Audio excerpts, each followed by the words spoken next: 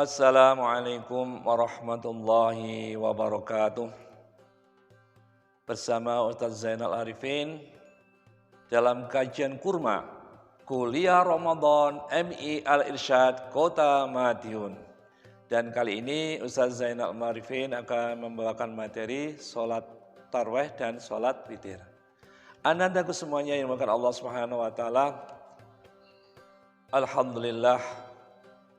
Alhamdulillahilladzi aujaba alaina bisyami Ramadan wa nahana 'an ittiba'i khutuwati syaitan. Asyhadu an la ilaha illallah wahdahu la syarikalah wa asyhadu anna sayyidana wa nabiyyana Muhammadan 'abduhu wa rasuluh. Allahumma shalli ala hadzal nabiyil karim wa ala alihi wa sahbihi ajma'in. Qala Allah Ta'ala fi kitabihil karim, a'udzu billahi minasy syaithanir rajim. Ya ayyuhalladzina amanu kutiba 'alaikumus syiyam kama kutiba 'alal ladzina min qablikum la'allakum tattaqun. Wa qala an-nabiyyu sallallahu alaihi wasallam, man qama ramadhana imanan wahtisaban ghufira lahu ma taqaddama min dzambi.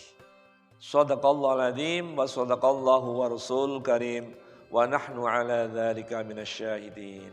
Anandaku semuanya yang dirahmati Allah Subhanahu wa taala, kabarnya hari ini mudah-mudahan Anda semuanya dalam keadaan baik-baik semuanya dan sehat walafiat. Bagaimana dengan puasanya?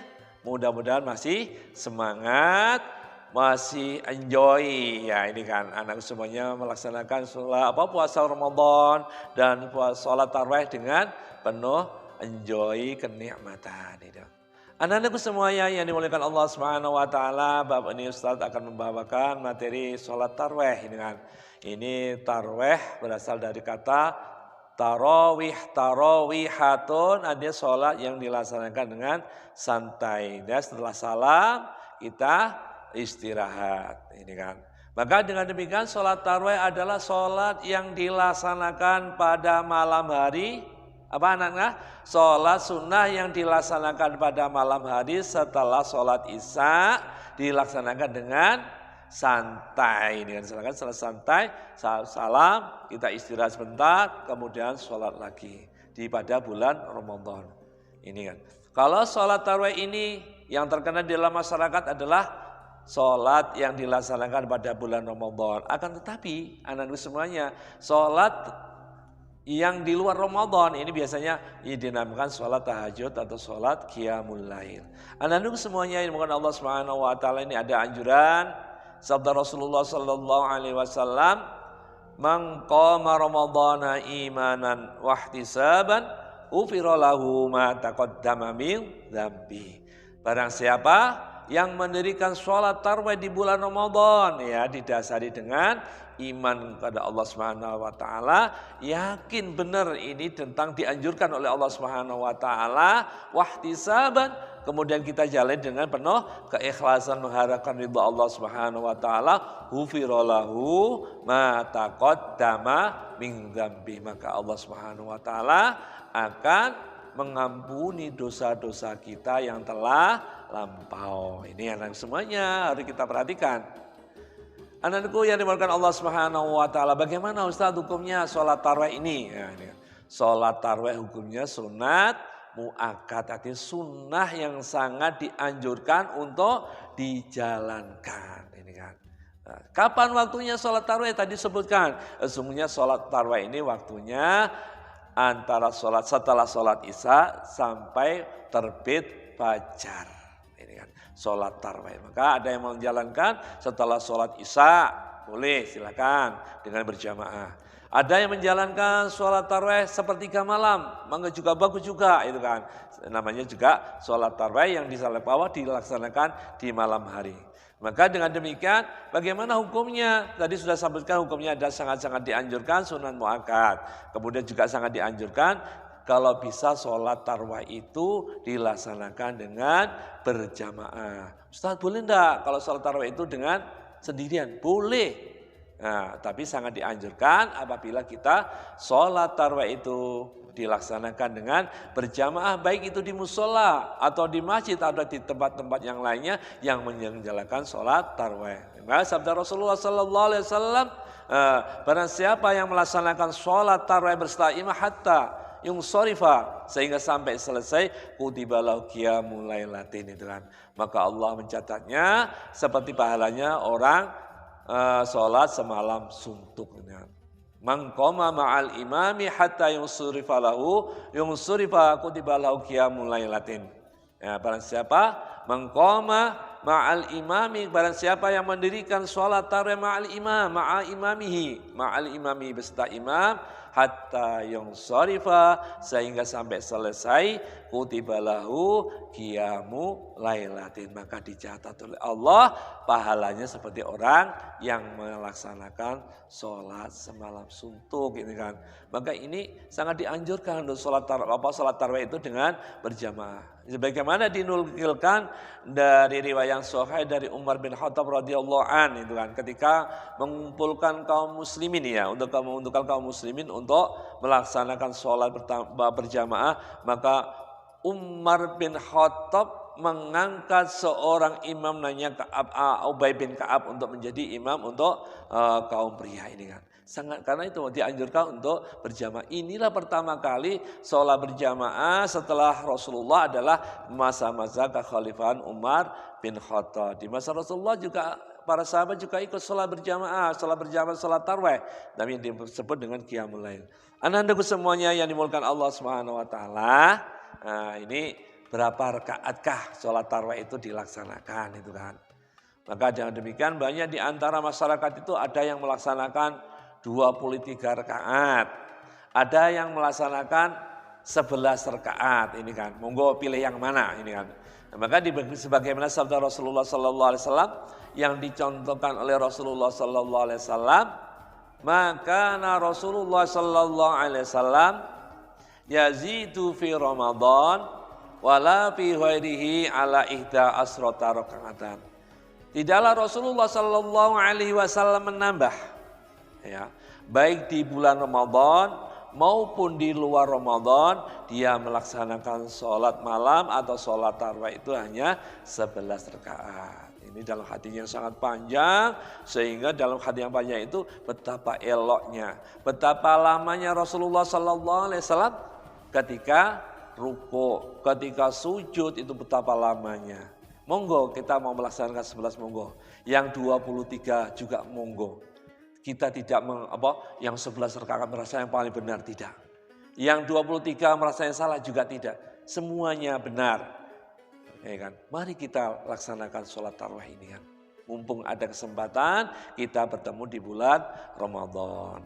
Anak-anakku semuanya yang dimuliakan Allah Subhanahu wa taala, ini kan tadi sudah dianjurkan untuk sholat tarawih secara berjamaah, kemudian berapa rakaatnya. Maka dengan demikian kalau kita di dalam masyarakat itu banyak bermacam-macam pelaksanaan sholat tarawih. Ada yang melaksanakan 11 rakaat tapi dengan jalan perlahan, tumak nina dengan khusyuk. Ada yang 23. Nah, antara yang 11 dengan 23 berangkatnya sama, mulainya sama, tapi selesainya kadang-kala yang 23 lebih dahuluan karena dia lebih cepat itu kan.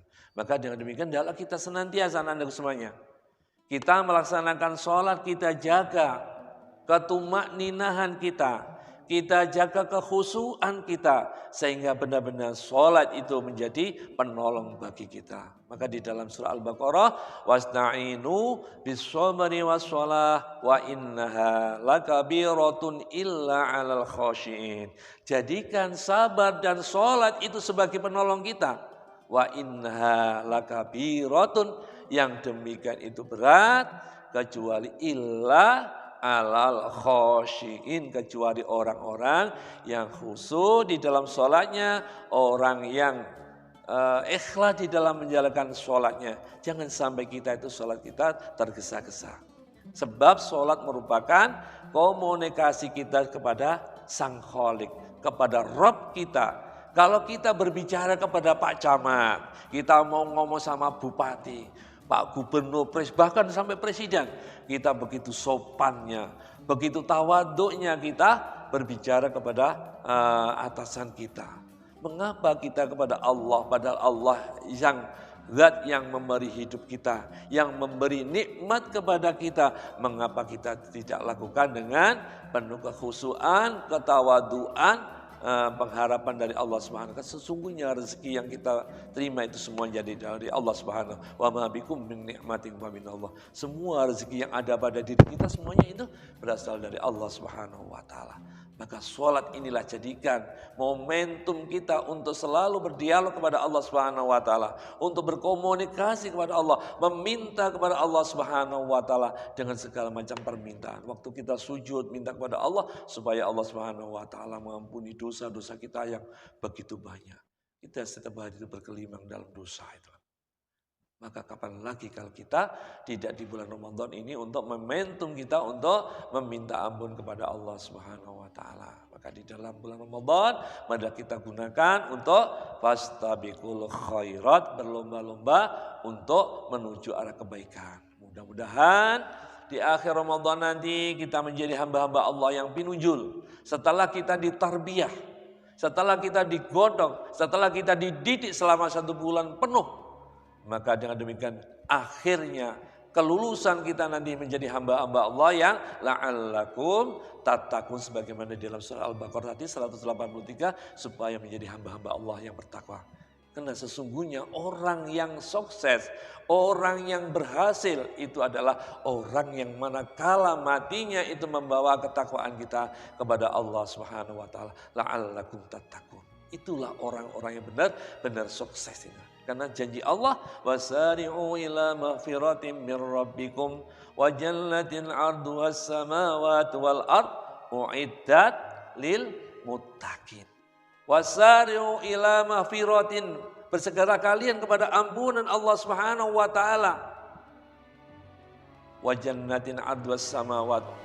Wasari'u ila maghfiratin min rabbi, kepada ampunan Rabb kalian. Ini kalau di dalam kitab Fawaid Imam As-Suyuti bahwa yang dimaksud bisababil mahfirah, sebab-sebab ampunannya Allah adalah kita banyak-banyak untuk bertaubat kepada Allah Subhanahu wa taala. Ada segala kekhilafan kita dengan banyak istighfar kepada Allah Subhanahu wa taala. Yang kedua, memperbanyak amal ketaatan kita kepada Allah Subhanahu wa taala dengan memperbanyak salat malam kita, salat tarawih kita. Ini merupakan ketaatan kita kepada Allah Subhanahu wa taala. Mudah-mudahan anakku semuanya kita dapat mengerjakan sholat tarawih dengan baik, dengan khusyuk, dengan tawadhu, dengan tumakninah ini kan. Nah, jangan sampai kita istijal tergesa-gesa. Mudah-mudahan sholat yang kita kerjakan dicatat oleh Allah Subhanahu wa taala sebagai amal soleh kita, dan mudah-mudahan di akhir Ramadan nanti kita menjadi hamba-hamba Allah yang la'allakum tattaqun ini kan. Mudah-mudahan kita bertakwa kepada Allah Subhanahu wa taala, karena surganya Allah hanya dijanjikan pada orang-orang yang bertakwa kepada Allah Subhanahu wa taala. Demikian kurang lebihnya kami mohon maaf yang sebesar-besarnya kepada Anda semuanya. Tolong diperhatikan, tolong kesempatan ini jangan sampai kita sia-siakan. Maka jangan sungguh merugi bila Ramadan berlalu tanpa makna. Sungguh merugi diri ini bila Ramadan tanpa ampunan dari Allah Subhanahu wa taala. Sungguh merugi diri ini bila Ramadan berlalu tanpa ketaatan kita kepada Allah Subhanahu wa taala. Mudah-mudahan semoga ini semuanya menjadikan tambahan amal saleh kita ketika kita kepada Allah Subhanahu wa taala. Kurang lebihnya kami mohon yang sebesar-besarnya. Aku qouli hadza wa astaghfiruh. Subhanakallahumma wa bihamdik asyhadu an la ilaha illa anta astaghfiruka wa atubu ilaik. Assalamualaikum warahmatullahi wabarakatuh.